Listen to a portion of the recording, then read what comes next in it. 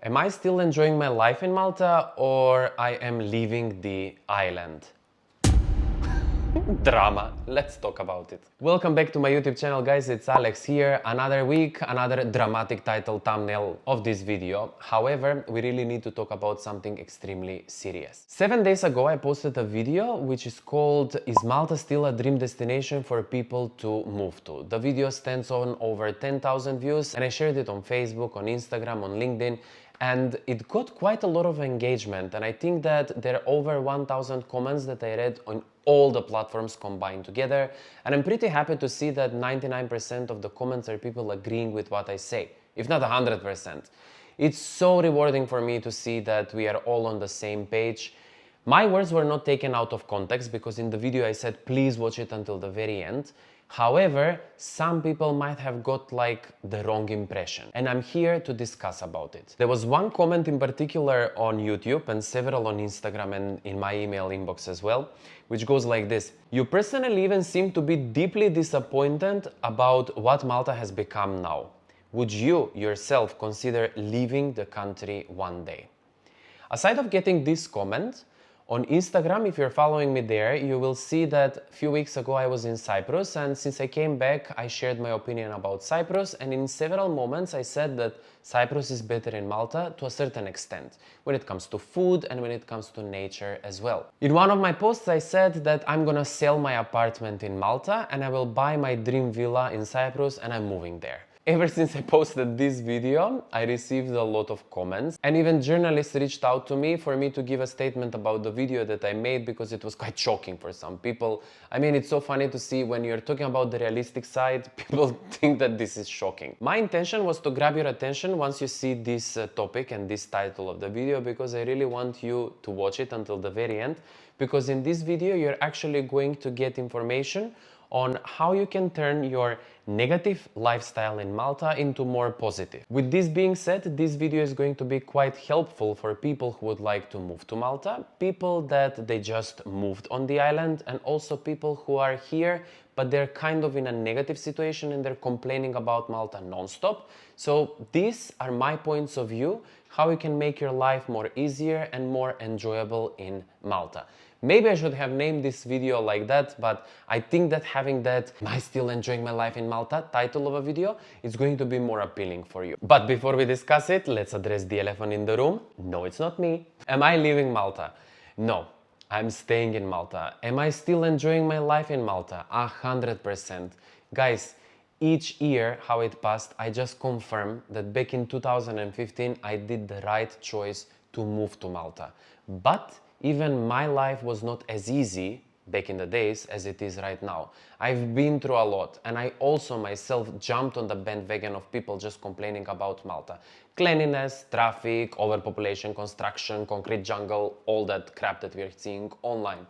However, as much as I agree that all of this that I just mentioned as crap, it is existing in Malta, I turned that negativity into positive side. And I'm here to give you information about that. Living in a prime location in Malta.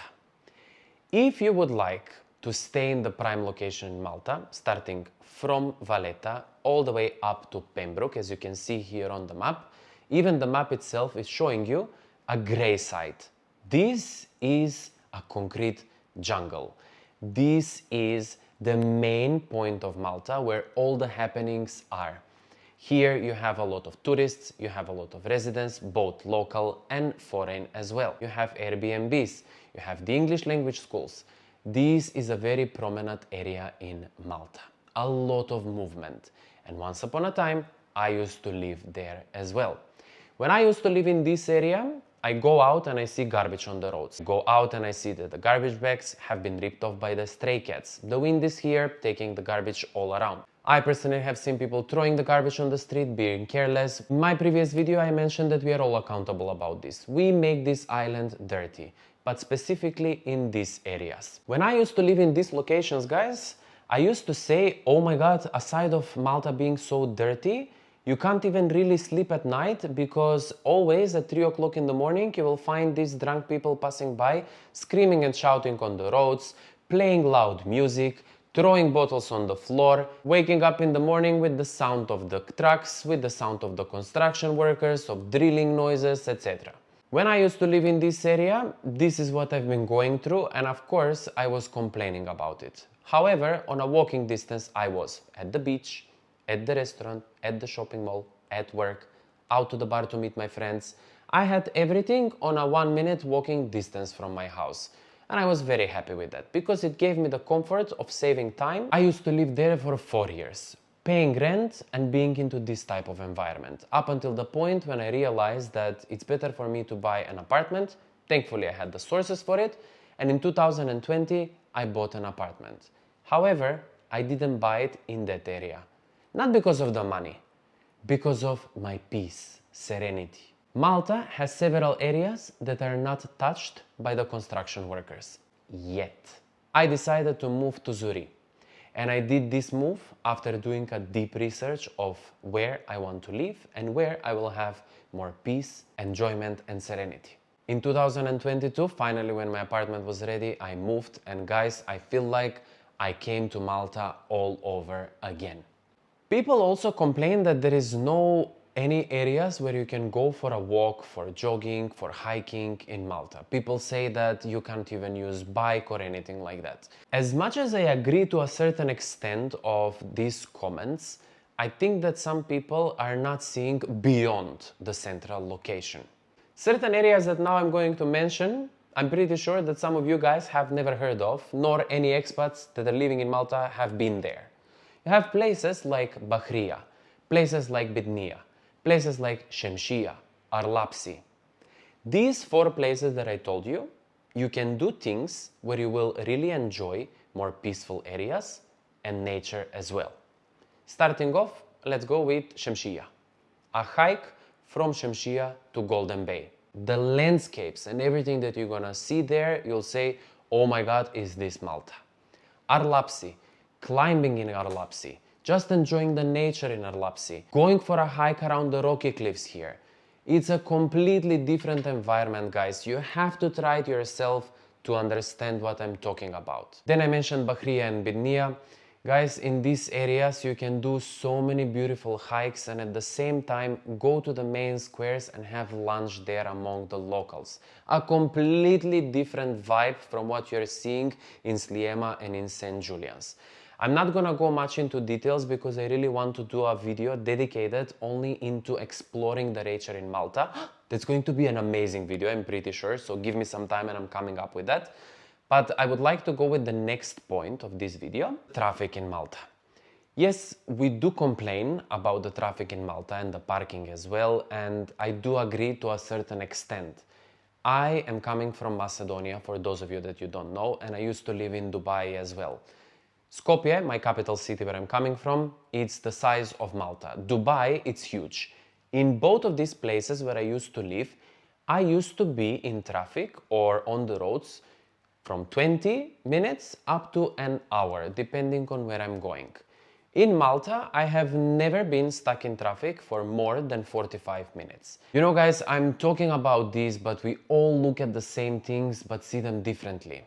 And as much as some people will agree with me, there will be people that will also disagree, which I'm ready to read your comments as well. In fact, I'm pretty excited when I'm reading the comments because I want to see what other people are saying about this topic. This is a very interesting topic, island fever and feeling claustrophobic while you're living in Malta. You know, guys, this is such a small island, but you have a lot that you can do here. It's never boring, at least for me. And I know some people might say, yes, if you have money, it's never boring. No, it's not only about having money or not having money. You can enjoy this island even with 5 euros per day. You can have an extremely good life with a 500 euros a day as well, but like in every other country. But Malta really has a lot to offer. Places that you can do, things that you can do. It's very easy to find friends, but very difficult to maintain friendship, which I'm coming up with a video about this later on. But the topic about island fever is when people feel so claustrophobic being stuck in one place and they really want to get out of here. My advice about this is going to be for you, especially those of you that are planning to move to Malta and you're thinking that you might get claustrophobic. I want you to understand that in Malta we have connections all around Europe and around the world, which are very easy. We have a lot of low-cost companies that are flying back and forth from Malta, connecting us with pretty much the entire European Union. With this being said, once you're here on the island, you can always book short holidays to go to, for example, Sicily, Madrid, Barcelona, Macedonia, my birth country, Serbia, Bulgaria. We're even going to have a new line which is going to connect Malta with Albania. Guys, there are so many opportunities and so many lines where you can go on holiday for reasonable prices as well. Having so many of these connections, guys, it's give you an ease that you can always book a holiday to go somewhere. Let's say you can book your holidays every 6 weeks. So at least you know that once you come back from, let's say, Sicily, in 6 weeks' time, you are flying to Macedonia. I'm just giving this as an example because the thought of knowing that you're flying somewhere would not make you feel claustrophobic because you know that you're gonna go out of here. Now moving on to the last part before we conclude the video, we have the cost of living. This deserves a whole dedicated video because I really need to break it down into points of people working for 1,000 euros, people working for 1,500 euros, people working for 2,000 euros onwards. However, for those of you that you're on a budget and those of you that would like to save, Malta has really good shops, both local and of course we have Lidl as well, where you can get the best prices for the groceries. And at the same time, anywhere you live around the island, guys, you have different prices. Very simple example, a 5 euro burger in Imjar versus a 15 euro burger in Sliema. Guys, this is just a simple example. I can go on and on and on and on and give you a lot of examples. I can tell you areas where you can go and live and what you can gain if you're over there, but what you are losing. Very easy and it's very simple. Anyone who is planning to come to Malta or is already living in Malta or it's trying to settle down and it's at the beginning, please have a look into all the areas from the south to the north and realize where you would like to go. Go and explore that area, check online, check the bus stop, check the bus lanes if you're not driving a car. Check how much it's going to cost you for a taxi if you go from where you're gonna live to where you are heading to. A huge deep research needs to be done. Because as much as I agree to many points that Malta has several areas that are dirty, that Malta has a lot of traffic, that it's not very easy to find parking, that it's a construction site, concrete jungle, all of that. I do agree with many points about this. As much as I agree, I believe that people need to look beyond certain areas and start doing a research and finding the place where they can live and they can have a more normal, peaceful life. We finished with the video. And I don't know if I mentioned that I'm not gonna leave Malta and I'm enjoying my life. Yes, I did.